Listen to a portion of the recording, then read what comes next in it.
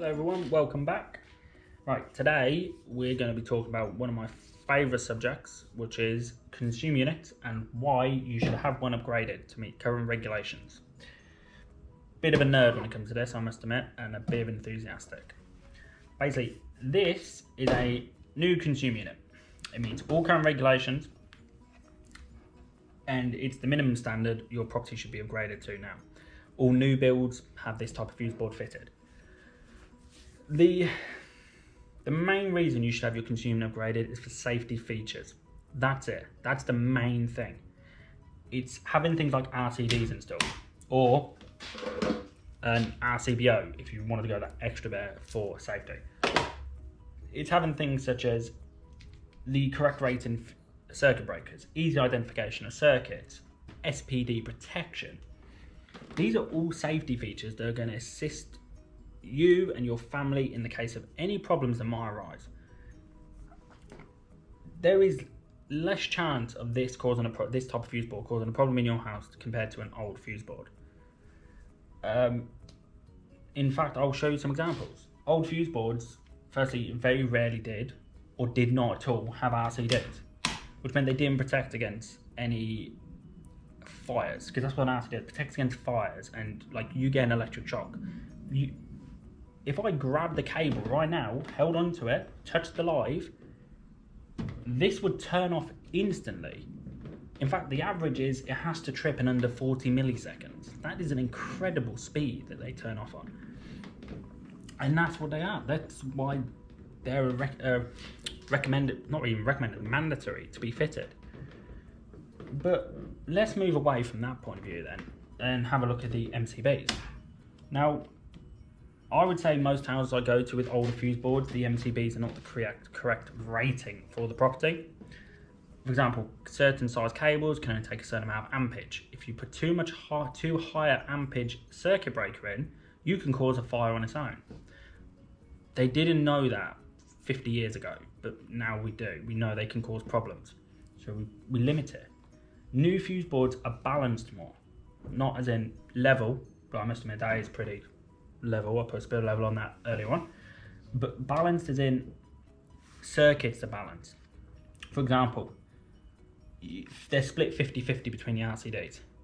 One RCD trips out, you'll still have some sockets in the house to work, you'll still have some lights in the house to work. It's a lot safer, there's not as much overload on them. Trust me, there's nothing worse than RCDs caused by overload and keeps turning off.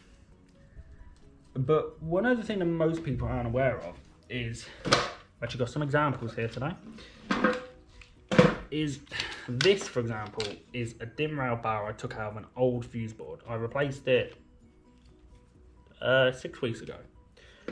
Now, as you can see, it's got RCD protection, but only one. And it stops here, which meant all these circuits are not protected by RCD protection. These were all the lighting circuits and the heating controls.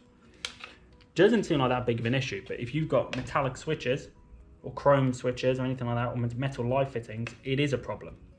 If you've got a bathroom with the incorrect IP light fitting and there's no RCD protection, that's a problem.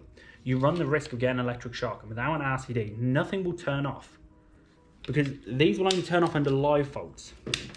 They won't turn off under neutral or earth faults. But you say, oh, that's not a problem.